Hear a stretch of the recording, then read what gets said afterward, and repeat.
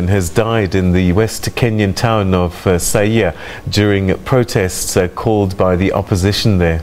It's demanding the removal of Electoral Commission officials ahead of fresh polls that were called for later this month.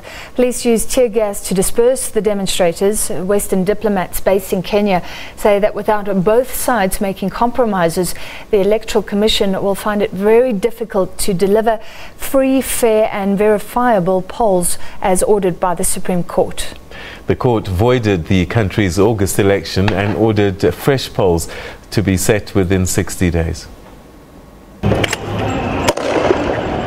On the streets of Nairobi, the opposition made good its threat to hold weekly demonstrations to demand the removal of Electoral Commission officials whom they accuse of bungling the August elections. Police moved in and dispersed them using tear gas and wooden batons. It is not yet clear how the person in Siaya died or whether he was actively taking part in the protests.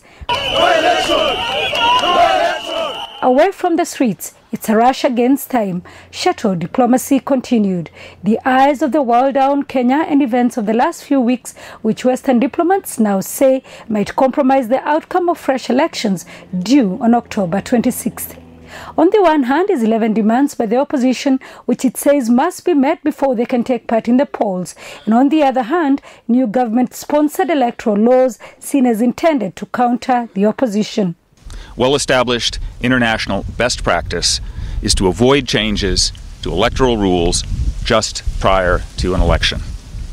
In the same vein, the growing list of political demands, inflammatory rhetoric, and boycott threats undermine the IEBC's ability to carry out its constitutionally mandated job to hold a new election. With both sides of the political divide having taken a hardline stance, the diplomats say they may resort to sanctions against the foot soldiers and anyone spreading ethnic hatred. My government will take steps under U.S. law to hold people accountable. There are many different potential measures that we could take, and I'm not going to get into a lengthy speculation about them, but I will say that obviously visa bans and other travel measures are one possibility. The UK reserves the right to take appropriate action, which may include refusing and revoking visas.